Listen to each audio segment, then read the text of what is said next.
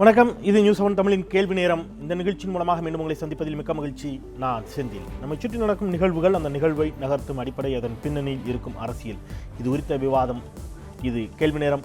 அந்த வகையில் இன்றைய கேள்வி நேர விவாத பொருளாக நாம் எடுத்துக்கொண்டிருக்கக்கூடிய பொருள் திரையில் மோடி, பிரதமர் மோடியினுடைய தமிழக வருகை. தேர்தலுக்கு மிகச் சில வாரங்களே இருக்கக்கூடிய நிலையில் தமிழகம் வந்திருக்கக்கூடிய மோடியினுடைய வருகை என்பது அவர் வந்து பேசுவதற்கு முன்பு வரை அது மிகப்பெரிய எதிர்பார்ப்புகளை ஏற்படுத்தியிருந்தது. கூட்டணி குறித்து அறிவிக்கப்படலாம் என்ற எதிர்பார்ப்பை, குறைந்தபட்சம் அது தொடர்பான சமீட்சையாவது வெளியிடப்படும் என்ற எதிர்பார்ப்புகள் எல்லாம் ஏற்படுத்தியிருந்த நிலையில் எந்த இடத்திலும் கூட்டணி தொடர்பாகவோ அல்லது வர இருக்கக்கூடிய தமிழக சட்டப்பேரவை தேர்தலுக்கு ஆயத்தமாகக்கூடிய எந்த விதமான வார்த்தைகளும் எந்த விதமான குறிப்புகளும் இல்லாத ஒரு உரையாக முழுக்க முழுக்க தேசிய அரசியலை மட்டுமே மையப்படுத்தி, இன்னும் சொல்ல வேண்டும் என்று சொன்னால் காங்கிரஸை மட்டுமே பிரதானமாக வைக்கப்பட்ட ஒரு உரையாகவே அது அமைந்திருக்கிறது. இதற்கான பின்னணிகள் என்ன, இதற்கான காரணிகள் என்ன, பிரதமர் மோடி பேசாமல் சென்ற விஷயங்கள் என்ன, பேச வேண்டும் என்று எதிர்பார்த்த தமிழகத்தின் சார்பாக எதிர்பார்க்கப்பட்ட அவர் பேசாமல் சென்ற விடயங்கள் என்ன, அவர் பேசிய விடயங்களில் இருக்கக்கூடிய உண்மைகளும் எதிர்கருத்துகளும் என்னவாக இருக்கின்றன, பேசலாம். அரங்கில் நம்முடைய 4 சிறப்பு ஆளுமைகள் இணைகிறார்கள். இது கேள்வி நேரம்.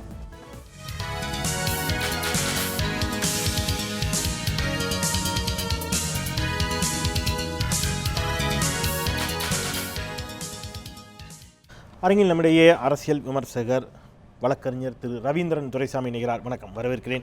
மதிமுகவின் சார்பில் வழக்கறிஞர் திரு அந்திரிதாஸ் இணைகிறார். வணக்கம், வரவேற்கிறேன். முனைவர் ராமசுப்ரமணியன் பாரதிய ஜனதா கட்சியின் சார்பில் இணைகிறார். வணக்கம், வரவேற்கிறேன். திருமுருகன் காந்தி மே 17 இயக்கத்தினுடைய தலைமை ஒருங்கிணைப்பாளர். 4 பேருக்கும் மீண்டும் என்னுடைய வணக்கம். நான் உங்களிடமிருந்தே தொடங்கலாம் நினைக்கிறேன். ராமசுப்ரமணியன், கொஞ்சம் அடிக்கடி குறுக்கிட வேண்டி இருக்கும் நினைக்கிறேன். இன்றைய விவாதத்தில் நம்ம வேகமாக கடந்து போக வேண்டியிருக்குது. நிறைய கேள்விகள் இருக்கிறதுனால தவறாக என்ன வேண்டாம். நான் நேரடியாக வரேன். தமிழக சட்டப்பேரவை தேர்தலுக்கு இன்னும் 2 மாதங்கள் இருக்கக்கூடிய நிலையில் இதே மேடையில் பல பாஜகவினுடைய செய்தி தொடர்பாளர்கள் பிப்ரவரி 2ஆம் தேதி நடக்கக்கூடிய கோவை கூட்டத்தில் அறிவிப்புகள் வெளியிடப்படலாம், முக்கியமான விஷயங்கள் வெளியிடலாம் அப்படிங்கிற மாதிரியெல்லாம் சொல்லப்பட்ட நிலையில் தமிழகம் சார்ந்து எந்த வாதத்தையும் அவர் முன்வைக்கவில்லை. குறைந்தபட்சம் தமிழகத்தில் மிகப்பெரிய அளவிலே பாதிப்பை ஏற்படுத்திய மழை வெள்ளம், இந்த பெருமழை வெள்ளத்தை பற்றிய பதிவு எந்த இடத்திலும் இல்லை. மதுவிலக்கு தொடர்பான போராட்டங்கள் இங்கே பெரிய அளவில் நடைபெற்றுக் கொண்டிருக்கிறது. அது தொடர்பான எந்த கருத்தையும் அவர் தன்னுடைய நிலைப்பாட்டை குறித்து பேசலை.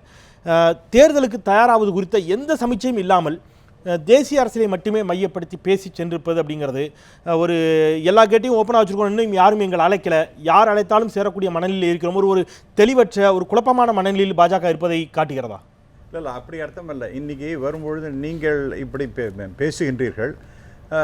ஆனால் 2 நாட்களாக வரக்கூடிய செய்திகள் பத்திரிகையில் வந்தது. நான் சொல்கிறது உங்களை போன்ற ஊடகவியலாளர்கள் தான் எழுதினது. இந்த தடவை மோடி அவர்கள் வரும்பொழுது தேசிய அரசியல் மட்டுமே பேசுவார், கூட்டணியை பற்றி பேசுவது இருப்பது என்பது ரொம்ப டவுட்டு தான். அதை பற்றி நிச்சயமாக பேச மாட்டார். என்னென்ன அச்சீவ்மெண்ட்ஸ் இந்த அரசாங்கம் செய்திருக்கின்றது என்பதை பற்றி எடுத்து சொல்வார் அப்படிங்கிற மாதிரி தான் சொல்லியிருக்கின்றார். அது அந்த வகையில் தான் சொல்லியிருக்கின்றார் திரு மோடி. குறைந்தபட்சம் நீங்க தேர்தலுக்கு முன்பு அவர் அதன் பிறகு தமிழகத்திற்கு வந்திருந்தாலும் கூட ஒரு அரசியல் கூட்டத்தில், ஒரு கட்சியின் தொடர்பான பொதுக்கூட்டத்தில் பங்கேற்பது இதுதான் முதல் முறை. நீங்க தேர்தலுக்கு முன்பு அவர் தமிழகத்தில் கலந்து கொண்ட பிரச்சார கூட்டங்களில் அவர் முன்வைத்த வாக்குறுதிகளை நான் இதை நிறைவேற்றி இருக்கிறேன் தமிழகத்திற்கு என்று கூட அவர் ஏன் பேசலை அப்படிங்கிற ஒரு கேள்வி வருது. குறைந்தபட்சம் நான் சில விஷயங்களை கூட சுட்டி காட்டுறேன். மீனவர்கள் பிரச்சனையை பற்றி பொன் ராதாகிருஷ்ணன் பேசுகிறார். 5 மீனவர்களை நாங்கள் தான் மீட்டுக் கொண்டோம் என்பது போன்ற வாதங்களை முன்வைக்கிறார். ஆனால் மீனவர்களுக்கான தனி நலவாரியம், தனி அமைச்சகம் அமைக்கப்படும், மீனவர்களுக்கான தனி அமைச்சர் நியமிக்கப்படுவார், அமைச்சகம் அமைக்கப்படும் என்ற வாக்குறுதி எல்லாம் கொடுத்திருந்தீர்கள்.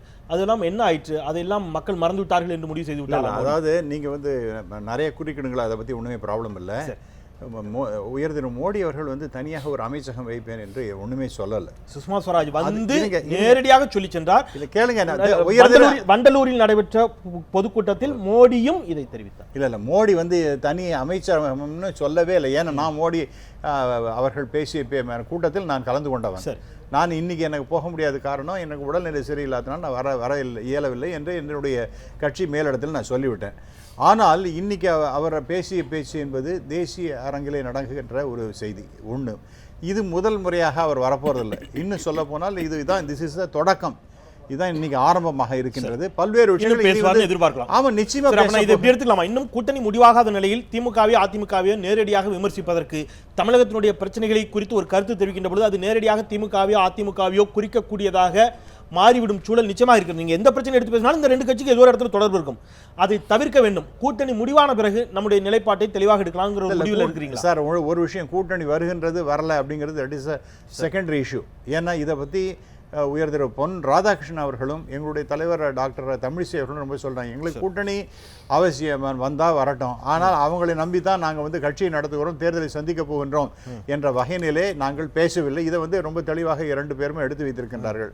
ஆகவே அந்த கூட்டணியை பற்றி விட்டுடுவோம் நாம.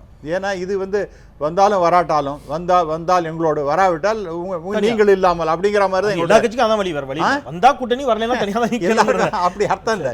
நீங்க அதாவது எடக்கு முடக்கா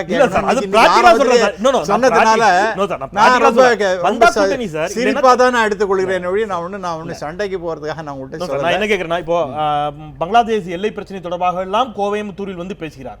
ஆனா கோயம்புத்தூரினுடைய எல்லை பிரச்சனை குறித்தோ கேரளாவிற்கும் தமிழகத்தில் இருக்கக்கூடிய மற்ற நீராதார பிரச்சனைகளை குறித்தோ இந்த தமிழகத்தை கடலூர் உள்ளிட்ட தூத்துக்குடியெல்லாம் ஓரளவிற்கு பாய்த்தாலும் சென்னை கடலூர் மிகப்பெரிய அளவிலே பாதிக்கப்பட்ட நிலையில் அந்த மழை வெள்ள சேதம் குறித்து 25,000 கோடிக்கும் அதிகமாக தேவைப்படுகிறது என்று தமிழக முதலமைச்சர் தொடர்ந்து கடிதம் எழுதி கொண்டிருக்கிறார். 2,000 கோடி ரூபாய் அளவிற்கு ஒதுக்கப்பட்டிருக்கக்கூடிய நிலை இது எந்த இடத்திலும் போதுமானதில்லாக என்று தெரிவிக்கப்பட்டிருக்கிற நிலை. இது குறித்தெல்லாம் கூட ஏன் பேசவில்லை? இல்லை, அது நீங்க இன்னைக்கு அவர் பேசுறது இல்லைங்கிறத நான் ஒத்துக்கிறேன். ஆனால் இந்த மான் கி பாத் அப்படிங்கிற மாதிரி மனசை விட்டு பேசுவோம் அப்படிங்கிறதுல மிக தெளிவாக உயர் திரு மோடி அவர்கள் பேசியிருக்கின்றார். இரண்டாவதாக பணத்தை கொடுக்கணும் அப்படிங்கிறதுக்கு ப்ராப்பராக அவங்க டாக்குமெண்டேஷன் பண்ணியாகணும். ஒரு தடவை ஒரு கமிட்டி வந்துட்டு போச்சு, அதற்கு பிறகுதான் மிகப்பெரிய அளவிற்கு சேதம் ஏற்பட்ட. இருங்க கேளுங்க, அந்த சேதம் மிகப்பெரிய அளவிற்கு வந்த பிறகு இவங்க தமிழக அரசு ஒரு ரிப்போர்ட் கொடுத்திருக்கு. அது இரண்டாவது கமிட்டியும் இருக்கின்றது. இவர்கள்லாம் ஆய்வு செய்கின்றார்கள். நிச்சயமாக ஒரு நல்ல தொகை கிடைக்கும். இது சப்ஸ்டான்ஷியேட் பண்ணும். ஒரே ஒரு செகண்ட் முடிச்சு, பீகார் தேர்தலுக்கு முன்பாக இந்த மாதிரியான பெருமழை வெள்ள பாதிப்புகள் எல்லாம் எதுவும் இல்லாமலே பீகாருக்கு மிகப்பெரிய அளவிலான that is over a period of 5 years sir. அது நீங்க சொல்றது 1 லட்சம் கோடின்னு அவர் பிராமிஸ் பண்ணாருங்கிறத பத்தி பேசுறீங்க. நான் சொல்றத கேளுங்க. இந்த நிச்சயமா இந்த பேரிழப்புக்கு சப்ஸ்டான்ஷியேட் பண்ணணும். ரொம்ப முக்கியமான, வெறும்னா வாயச்சோடால பேசுறதுல அர்த்தம் இல்லை. எதுக்காக நான் சொல்றேன், ஜேஎன்கேல எவ்வளவு கேட்டாங்க தெரியுமா? 55,000 கோடி கேட்டாங்க. ஆனா நாங்க எவ்வளவு கொடுத்தோம்னா 5,500 முதல்ல கொடுத்தோம். அதற்கு பிறகு ரிப்போர்ட்டை கொடுங்கன்னு கேட்டேன். இன்னி வரைக்கும் ரிப்போர்ட் வந்த பிறகு கொடுக்கப்படுங்கிற அளவில் எடுத்துக்கிறேன். எந்த இடத்திலும் தமிழகத்தினுடைய பிரதான பிரச்சனைகளை மோடி பேசவில்லை அப்படிங்கிற ஒரு கருத்து இயல்பாக முன்வைக்கப்படுகிறது. ஆனால் அதை தாண்டி அவர்கள் பொதுவாக தொழிலாளர்கள், தொழில் முனைவோர்கள், விவசாயிகள், யூரியா பிரச்சனை இல்லாமல் கொடுக்கப்பட்டு கொண்டிருக்கிறது, இந்த மாதிரியான எல்லா பிரச்சனையும் வைக்கிறார். தமிழகத்தை தேசிய அரசிலிருந்து தனித்தே பார்க்கக்கூடிய ஒரு மனநிலை இருக்கிறது. அதனால தான் இவர்களுக்கு இப்படி தோன்றுகிறது. இதெல்லாம் தமிழ்நாட்டினுடைய பிரச்சனையும் சேர்த்தான பேசியிருக்கிறாரு. விவசாயிகள் பிரச்சனை தமிழ்நாட்டில் இல்லையா? இந்த கருத்து முன்வைக்கப்படுதில்லை. இடஒதுக்கீட்டை குறித்து பேசுகிறார். இடஒதுக்கீட்டுக்கு எதிராக நிச்சயமாக ஒருபோதும் பாஜக இருக்காது அப்படின்னு